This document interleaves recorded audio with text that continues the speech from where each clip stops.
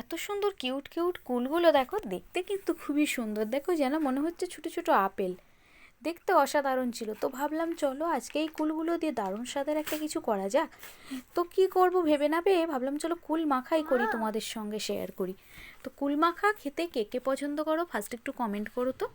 তো চলো বড়মশাই এই যে সুন্দর কুলগুলো এনেছে, তো কুলগুলো নষ্ট করব তাই মাখা করেই খেয়ে নিলাম। তার জন্য দেখো সমস্ত কুলগুলো নিয়ে খুব ভালো করে জল দিয়ে একটু ধুয়ে পরিষ্কার করে নিতে হবে। আবারও দেখাচ্ছি, দেখেছো কতটা কিউট লাগছে, মনে হচ্ছে ছোট বাচ্চা আপেল। তো আপেলের মতো এই যে সুন্দর কুলগুলো একটু মাখা করে খেতে কেমন লাগে খেয়ে তোমাদের সঙ্গে শেয়ার করি। তো চলো ভালো করে জল দিয়ে কুলগুলোকে ধুয়ে নিয়েছি। ধুয়ে নেওয়ার পর দেখতে আরও যেন সুন্দর হয়ে গেছে দেখো।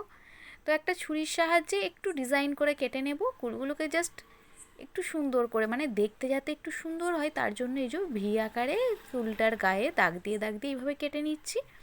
দেখবে এটা কিন্তু দেখতে খুবই সুন্দর হয়, মানে আরও লোভনীয় হয়ে ওঠে।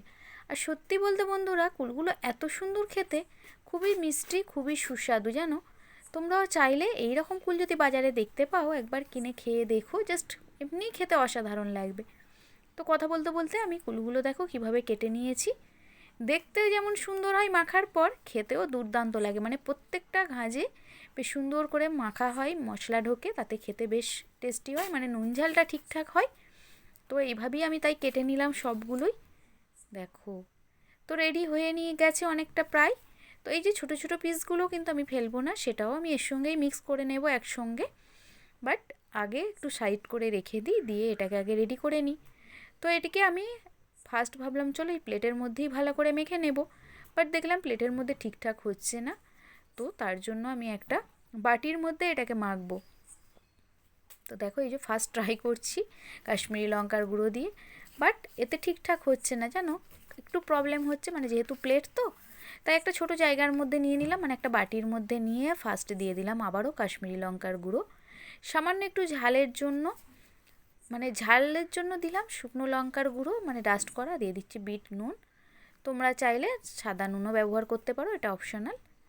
দেন দিয়ে দেবো একটু কাসুন্দি। কাসুন্দির ফ্লেভারটা কিন্তু দুর্দান্ত লাগে, মানে আমার বেশিরভাগ মিক্সারের ক্ষেত্রে তোমরা কিন্তু এই ফ্লেভারটা পাবে। দেন আমি এর মধ্যে অ্যাড করে দেব টমেটো সস।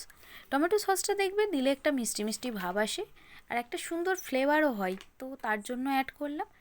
যেহেতু বলেছিলাম কুলগুলো প্রচণ্ড মিষ্টি, তো একটু টক ভাব আনার জন্য আমি দিয়ে দিলাম সামান্য একটু লেবুর রস, মানে 1 চিমটি দিয়ে খুব ভালো করে একটু ঢাকা দিয়ে এইভাবে ঝাঁকিয়ে মেখে নাও, দুর্দান্ত খেতে হবে। দেখেছো কতটা কিউট কিউট হয়ে গেছে। দিয়ে আমি প্লেট আউট করে নিলাম। প্লেট আউট করে নেওয়ার পর উপর থেকে আবারও আমি একটু দিয়ে দেবো, যাতে দেখতে কালারফুল হয়, কাশ্মীরি লঙ্কার গুঁড়ো যাতে দেখতে সুন্দর হয় তার জন্য। তো দেখো এই যে দেখেই বেশ লোভনীয় লাগছে না, দুর্দান্ত খেতে হয়েছিল। আবারও বলছি তোমরা কিন্তু অবশ্যই একবার হলেও ট্রাই করতে পারো। যে কোনো কুলকে যদি এইভাবে মেখে খাও না, দেখবে দুর্দান্ত খেতে লাগবে। তো দেখেছো কতটা সুন্দর হচ্ছে। চাইলে তোমরা ঝালের জন্য বেশি করে, মানে কাঁচা লঙ্কাও এখানে ব্যবহার করতে পারো, বাট আমার বাড়িতে বাচ্চারা আছে খাবে, তার জন্য আমি দিলাম না। তো দেখো কতটা লোভনীয় হয়েছে, দেখতে পেয়েছো। খেতে কিন্তু খুবই সুন্দর হয়েছে, কিউট কিউট কুলগুলো এমনিই খেতে সুন্দর, তার উপর মাখা তো জাস্ট জমে গেছে। তোমরা দেখো, দেখে আশা করি বুঝতে পারছো। তো তোমরাও অবশ্যই ট্রাই করো, আর তোমাদের যদি ভালো লাগে অবশ্যই আমাকে কমেন্ট করো। আর পারলে প্রচুর পরিমাণে একটু শেয়ার করো ফ্রেন্ডস অ্যান্ড ফ্যামিলির মাঝে। ফেসবুক বা ইনস্টাগ্রাম থেকে দেখে থাকলে অবশ্যই কিন্তু ফলো দিও। আর আরও সুন্দর সুন্দর ভিডিও থেকে পেতে অবশ্যই আমার পাশে থেকো। Bye, take care and be careful.